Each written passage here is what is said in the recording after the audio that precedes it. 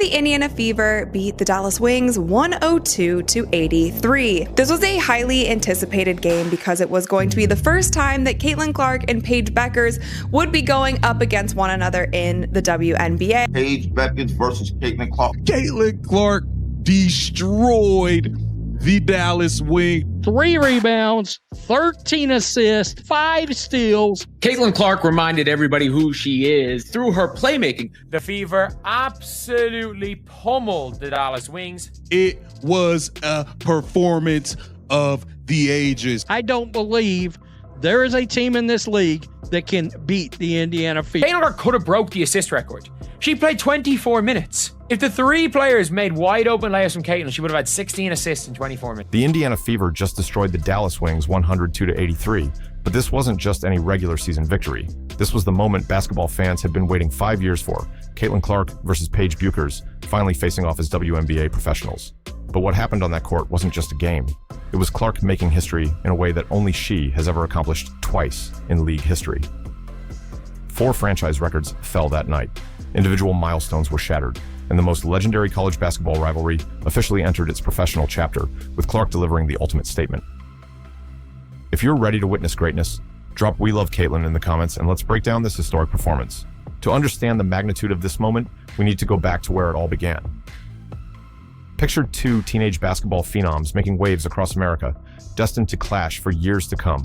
Caitlin Clark and Paige Bueckers first squared off in high school, both ranked as elite recruits with completely different playing styles and personalities. Clark brought explosive scoring ability, elite court vision, and unlimited range from beyond the arc. Bueckers showcased smooth efficiency, a silky mid-range game, and basketball IQ that rivaled Clark's own. As Clark herself described Bueckers, she's always just been smooth. She takes what the game gives her. Her mid-range has always been elite. She just plays way older than she is, confident, smooth, and does everything at a high level. Their college paths diverged dramatically, setting up epic battles that would define both players' legacies. Bueckers chose the legendary UConn program under Gino Auriemma, joining a dynasty built on championships and tradition. Clark picked Iowa, a program hungry to prove itself on college basketball's biggest stage. This decision created the perfect storm for March Madness magic. Clark's Iowa team crushed Bueckers' UConn dreams in the NCAA tournament, with Clark delivering monster performances when it mattered most. Her 41-point masterpiece that sent the Huskies home early became the stuff of legend. Clark dominated their head-to-head matchups, winning 2 of their 3 college meetings. Basketball analysts and fans picked sides, creating an almost mythical rivalry that transcended college basketball. But Gino Auriemma had specific criticisms of Clark's game, questioning her shot selection and doubting her WNBA readiness compared to his star player. He believed Bueckers' fundamentals would translate better to the professional level. Hey, Caitlin. You've known Paige since middle school, AAU. You guys were on the U19 World Cup team together. Is there anything that maybe stood out then about her, whether it be on or off the court, that maybe still reigns true today?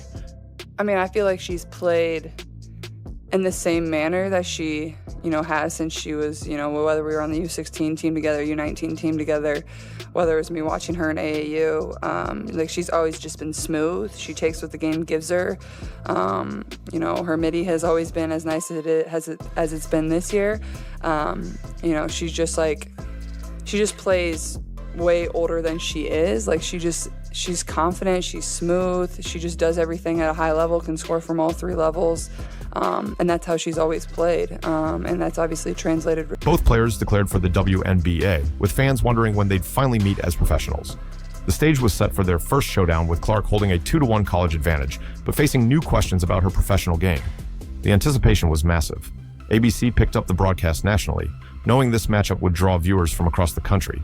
But Clark's recent struggles with the Fever made this matchup even more crucial for her reputation. Here's where things got interesting. Clark's Fever were stumbling badly right before this massive showdown. They'd suffered embarrassing losses to teams they should have beaten. The LA Sparks and Golden State Valkyries handed them defeats that left fans scratching their heads. These weren't powerhouse teams, they were squads the Fever should have handled easily. As Clark admitted, I think we've struggled in the fact that we're able to play one good game and then we play a bad game, then we play a good game, then we play a bad game. We've got to find a way to stack really good games together. Had their heated sideline exchange during the Atlanta Dream game became a turning point. Cameras caught every word of their intense discussion. The visible intensity and disagreement between them revealed the depth of their conflict. There is definitely something going on within the locker room, the front office, something is off, man.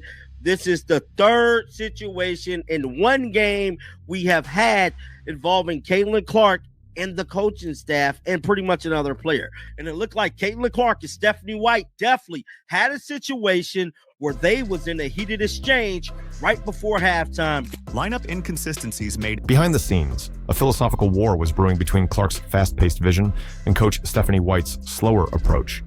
Clark wanted to push the tempo and create fast break opportunities. White preferred a more controlled half-court style of play. This clash in basketball philosophy created real tension within the organization. Clark thrived on transition basketball, but White's system didn't allow for that explosive style. The exact moment when Clark and White had their heated sideline exchange during the Atlanta Dream game became a turning point. Cameras caught every word of their intense discussion, revealing the depth of their conflict. Lineup inconsistencies made everything worse. Clark was returning from injury, trying to find her rhythm again. Key players were coming and going, disrupting team chemistry completely. The offensive struggles were painful to watch. Missed shots piled up game after game, turnovers killed promising possessions, and the fast break magic Clark thrived on was completely absent. Clark's shooting struggles became a major concern during this stretch, but she remained confident, comparing her situation to Steph Curry's occasional cold streaks. "I'm never going to stop shooting. I know those are shots that I can make. Until I break out of it, I'm just going to keep launching. That's all I know." This is a big game for us. I think we've struggled in the fact that we're able to play one good game and then we play a bad game, then we play a good game, then we play a bad game. So I think for us is we got to find a way to be able to stack really good games together. And then we go on the road and, we're on a back-to-back, which is just a challenge in itself. No matter who you're playing, we play Connecticut, then we play New York. So I think Steph's message was, yes, All-Stars coming up, that break's coming up, but our focus is on these 3 games that we have left. So in that sense, I do think it's critical that our focus just remains on the game in front of us. And I feel like that. Then something magical happened against Dallas. Stephanie White finally gave Clark exactly what she'd been asking for. This wasn't just a small adjustment. White completely changed her approach and trusted Clark to lead the team at the pace she wanted. Early in the game, it wasn't clear if this strategy would work, as both teams felt each other out in the first quarter. The Fever looked good, but not spectacular. They were finding their rhythm slowly, with Clark getting her teammates involved, but the real fireworks hadn't started yet. Then came the explosive second quarter when everything clicked. Clark started pushing pace like never before, finding teammates with those full-court passes that fans called touchdown passes. The Fever scored an incredible 36 points in that quarter alone, outscoring Dallas by 21 points in just 10 minutes. This wasn't just good basketball. This was basketball poetry in motion. Clark's teammates responded to her leadership in amazing ways. Kelsey Mitchell caught fire, scoring 20 points on 8 of 12 shooting, extending her double-digit scoring streak to 21 games. Natasha Howard was running the floor like a gazelle, finishing with 18 points on an efficient 8 of 9 shooting. Our player development coach yesterday, and he was just sent me a few things of even Steph going through a slump. I think he was 27 for his last 70 or something like that. The best in the world go through it, and I think that's where you can find your confidence. And I think the thing I always fall back on is I know how hard I've worked, so this isn't something that's going to last, and the best players in the world go through this. So I feel like I'm getting good shots, and I think that's why it's frustrating, because those are the shots. Here's what made this performance truly special. The Fever scored a franchise record 64 points in the first half, the most beautiful basketball they'd shown all season. This broke the previous record of 63 points set back in 2016 against the New York Liberty. But that was just the beginning. The 64 points also marked the highest scoring half by any WNBA team during the 2025 season. The Fever's 30 assists tied a franchise record, with 13 of those coming from Clark alone. This proved she could elevate everyone around her when given freedom. The second quarter's 36-point explosion tied for the third most points scored in a single quarter in Fever franchise history.